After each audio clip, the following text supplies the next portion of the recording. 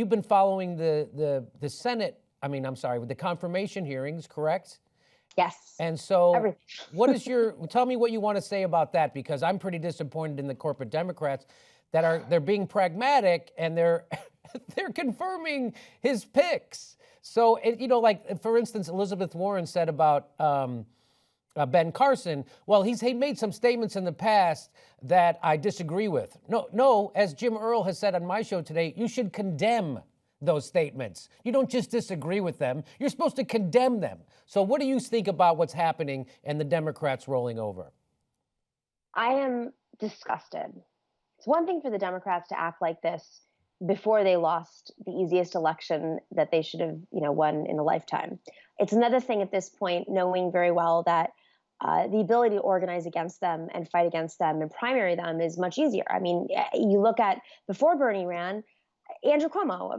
That's a perfect example. Andrew Cuomo, the governor of New York, he operates in a state where they have the tightest controlled Democratic Party, yet he was primaried by a virtual unknown and almost lost the primary. So that was well before Bernie. These people should be scared. And the only Democrat, and I was actually quite surprised because she's a Wall Street Democrat, was Senator Kirsten Gillibrand. She's the only person to vote against all of these nominees, and I think it's because she's looking to the future. I don't know how they could be that dumb at this point. How they can't see that every vote that they're taking and every statement that they make is being amplified through this well-organized, angry group of progressives who are willing and able to primary them and raise, they don't have to raise as much money because they're organizing in different ways. So I am of the belief, I believe in the Justice Democrats. I believe in our revolution.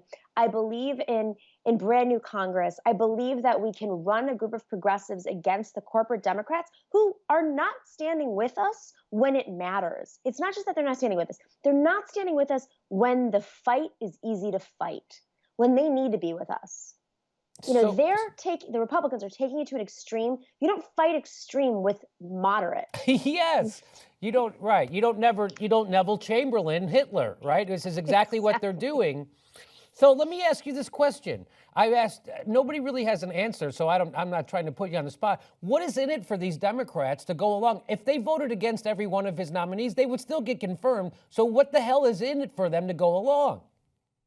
I truly believe that they're siding with the status quo because the status quo is how they survive right now. It's like the world they know versus the world that they don't know.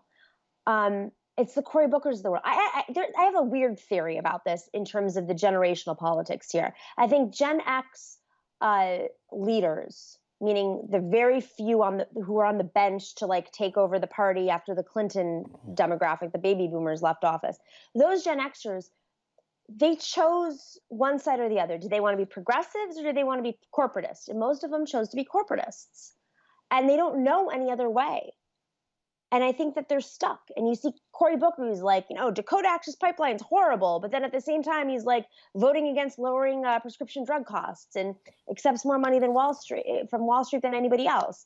So I think a lot of them are lost and have never been activists. I mean, let's just be real here. None of these people are activists. Right. You have a party right now. I went to the Women's March and I went to a thing last night where there were so many Democrats there who had never been to protests before. And this is new to them. And they're pissed. And they're pissed at their own people and their own elected officials. And so when Cory Booker and any of these other corporate Democrats think that they're going to survive, when they don't have these people, the ones who are showing up to their first protest and are like, I am stoked, I'm going to keep doing this. That's what they have to fear. And then what we have to do is we have to organize.